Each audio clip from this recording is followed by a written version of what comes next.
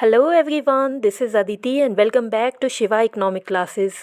So in today's video lecture we will be discussing about one another important question of agriculture economics. The question is interdependence between industrial sector and agriculture sector. So for understanding the interdependence between these two sectors, you all have to study firstly the contribution of industrial sector to agriculture sector and secondly the contribution of agriculture sector to industrial sector. Whenever you will find this kind of question in your examination, so you all have to write down the answers in two parts. In your first part, you will write down the contribution of industrial sector to agriculture sector, and in your second part you will write down the contribution of agriculture sector to industrial sector.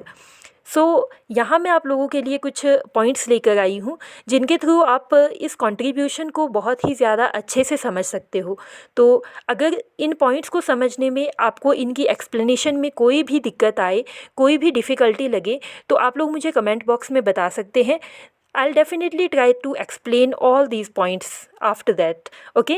But I think आप लोगों को ये चीज़ें बिना explanation दिए ही easily समझ में आ जाएंगी क्योंकि ये बहुत ही ज़्यादा बेसिक से पॉइंट्स है एंड आप सभी के लिए यही पॉइंट्स आप लोगों के लिए बहुत ज़्यादा हेल्पफुल होने वाले हैं।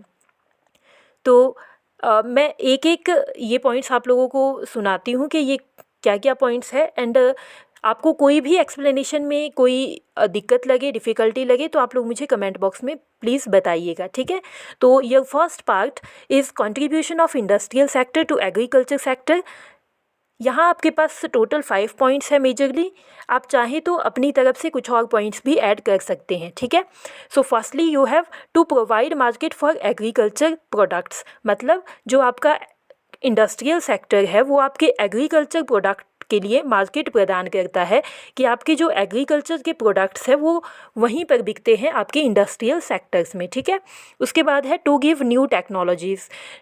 आपको पता होगा कि आपका जो एग्रीकल्चर सेक्टर है वहाँ अभी टेक्नोलॉजीज़ की काफ़ी कमी है एंड टेक्नोलॉजीज़ आपको कहाँ से मिलती है? आपको इंडस्ट्रियल सेक्टर से मिलती है क्योंकि इंडस्ट्रीज़ में ही नई नई टेक्नोलॉजीज़ आपके लिए लाई जाती है जो कि आप अपने एग्रीकल्चर में यूज़ करते हो। उसके बाद है आपके पास supply of consumption goods. Consumption goods का मतलब होता है आपके पास कि ऐसी गुड्स जो आपके पास डायरेक्टली आपके कंज्यूम करने के लिए लाई जाती है।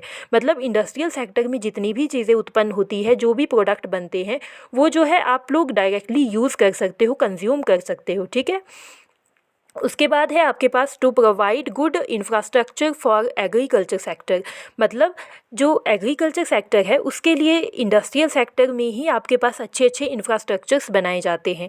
जैसे कि आपको पता होगा आपकी ट्रांसपोर्टेशन फैसिलिटीज़ जो एग्रीकल्चर सेक्टर में मिलती है वो आपके पास आपके इंडस्ट्रियल सेक्टर की ही देन है। क्यों? क्योंकि आपके पास जो ट्रांसपोर्टेशन है वो तो एग्रीकल्चर के लिए बहुत ही ज़्यादा हेल्पफुल है एंड अगर आपके पास अच्छी ट्रांसपोर्टेशन फैसिलिटीज़ नहीं होगी तो आपका जो एग्रीकल्चर है वो बहुत ही बैडली इफ़ेक्ट होगा, ठीक है। उसके बाद है आपके पास to reduce population pressure on land. कहने का मतलब ये है कि अगर आपके पास मान लीजिए किसी एक छोटी सी ज़मीन पर बहुत सारे लोग काम कर रहे हैं, ठीक है, तो इसका मतलब है कि उस छोटी सी ज़मीन के टुकड़े पर जो जनसंख्या का दबाव है वो बहुत ज़्यादा होगा। क्यों? क्योंकि उतने लोगों की ज़रूरत है नहीं, लेकिन लोग जो है ज़्यादा काम कर रहे हैं।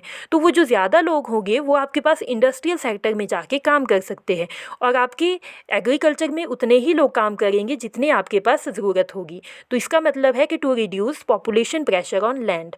अब हम देखते हैं अपना सेकंड पार्ट जो है हमारे पास contribution of agriculture sector to industrial sector. मतलब आपका जो एग्रीकल्चर सेक्टर है वो इंडस्ट्रियल सेक्टर को क्या क्या देता है या कैसे कंट्रीब्यूट करता है, ठीक है।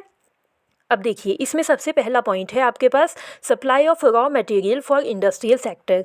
आपको पता है कि जितने भी रॉ मटेरियल्स होता है आपका, जैसे कि जब आपको पता होगा कि जब आपके कागज़ बनाए जाते हैं तो उसमें क्या होता है कि पेपर्स बनाने के लिए आपकी लकड़ियों का यूज़ किया जाता है। तो लकड़ियाँ आपको कहाँ से मिलती है? आपको एग्रीकल्चर से ही लकड़ियाँ मिलती है, ठीक है। एंड ऐसे ही आपके पास बहुत सारे और भी प्रोडक्ट्स हैं जो कि आपके पास एग्रीकल्चर से ही जिनके लिए रॉ मटेरियल मिलता है। एंड उसके बाद है आपके पास supply of food products. And ये तो आपको पता ही होगा कि फूड प्रोडक्ट तो आप चाहे एग्रीकल्चर सेक्टर के लिए देख लो या फिर किसी भी सेक्टर के लिए देख लो, फूड प्रोडक्ट आपके एग्रीकल्चर सेक्टर से ही जाते हैं, ठीक है। उसके बाद है आपके पास agriculture and foreign trade. Foreign trade का मतलब होता है कि आपका विदेशी व्यापार। अब देखिए, मैंने आपको पिछली वीडियो में भी समझाया था कि अगर आपका एग्रीकल्चर जो है अच्छा होगा, स्ट्रांगली डेवलप्ड होगा, तो क्या होगा उससे कि आपका जो व्यापार होगा, आपका जो प्रोडक्ट होगा, वो ना सिर्फ आप अपने देशों में बेचोगे बल्कि आप जो है दूसरे देशों को भी उसको एक्सपोर्ट करोगे। एंड उसकी वजह से क्या होगा कि जो दूसरे देशों की करेंसी है वो आपके देश में आएगी एंड आपके देश में जो फॉरेन करेंसी का फ्लो है वो बढ़ेगा, ठीक है। उसके बाद है आपके पास श्रम आपूर्ति या फिर सप्लाई ऑफ मैन पावर या फिर सप्लाई ऑफ लेबर। मतलब कि जो एग्रीकल्चर सेक्टर में सरप्लस लेबर होती है उसको आप जो है इंडस्ट्रियल सेक्टर में यूज़ कर सकते हो, जिसके द्वारा, इसके थ्रू ही आपके पास क्या होता है कि जो जनसंख्या का दबाव जो भूमि पर होता है वो कम होता है, ठीक है। तो ये थे कुछ पॉइंट्स आपके पास interdependence between industrial sector and agriculture sector की। आपको कोई भी चीज़ समझ में ना आई हो तो आप प्लीज़ मुझे कमेंट बॉक्स में बता सकते हैं, ठीक है। तो आज की वीडियो में बस इतना ही। वीडियो पसंद आए तो वीडियो को लाइक कीजिएगा, चैनल को सब्सक्राइब कीजिएगा एंड शेयर करना मत भूलिएगा। So all the best and मिलते हैं अपनी नेक्स्ट वीडियो में। तब तक के लिए stay tuned, like share and subscribe the channel.